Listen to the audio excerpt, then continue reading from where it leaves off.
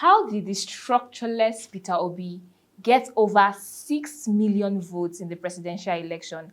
And how did Atiku and Kwankwaso lose out during the elections? I'll be discussing that in this video. Welcome to Premium Times on the Go. I am Titilope Fadari. An analysis published by Premium Times on the vague promises made by Atiku, Obi and Tinubu laid unflinching support to address violence against Nigerian women and girls.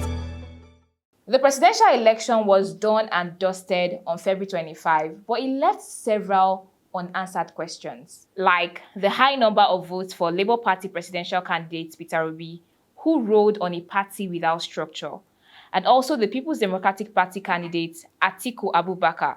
It was expected that luck would shine on him, having lost 3 primaries and 2 presidential elections in previous years. For the NNPP candidate, Rabiu Kwankwaso, who had a massive support from the Kwakwansiyya movement. What happened? Let's start with Peter Obi. Here are 2 main factors that helped the acclaimed social media president get over 6 million votes. 1. Christian lobby. The outcome of the presidential election exposed an intense contest between the adherents of Islam and Christianity, Nigeria's 2 most popular religions. This was because the All Progressive Congress, the ruling party, had its presidential candidate and vice as Muslims. The smart thing Obi, a Christian, did was to exploit the anger of Christians and patronize churches to canvass for votes. It worked because many pastors campaigned for him and urged hundreds of thousands of their followers to vote for him. 2.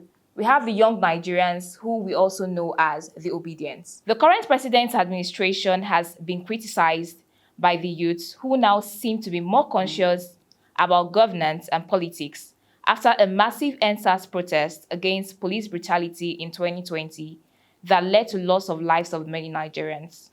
Amidst these are widespread insecurity and the skyrocketing cost of living, which made many Nigerians prefer to leave the country for good. They call it japa. While others who cannot afford to do this needed a messiah to retire the old order and bring someone without much corruption baggage to his credit. It was Peter Obi to the rescue, as young Nigerians embraced him without much vetting, neglecting the corruption allegations he faced, and promoted him to sainthood with their savvy use of social media. Let's move to Atiku, and here are 2 main factors that led to his loss. 1. Power shifts. The outgoing President Muhammadu Buhari is from the north, and it was therefore expected by many, based on convention, that presidential power should shift back to the south in the interest of fairness, justice, and national cohesion. 2. The Obi factor. The emergence of Peter Obi created a third force which significantly impacted the outcome of the presidential election. Lastly, let's examine Rabiu Kwankwaso. 1. Kano politics. From his campaign, it was as though he was not really interested in the presidential race, but more focused on establishing his place in Kano state politics. That is why some people are of the view that he was more of a state champion than a federal champion. 2. No national spread. He neither had a national spread of support nor the resources for it. Was there something you think Peter Obi, Atiku, or Rabiu Kwankwaso would have done more to clinch the presidential seat?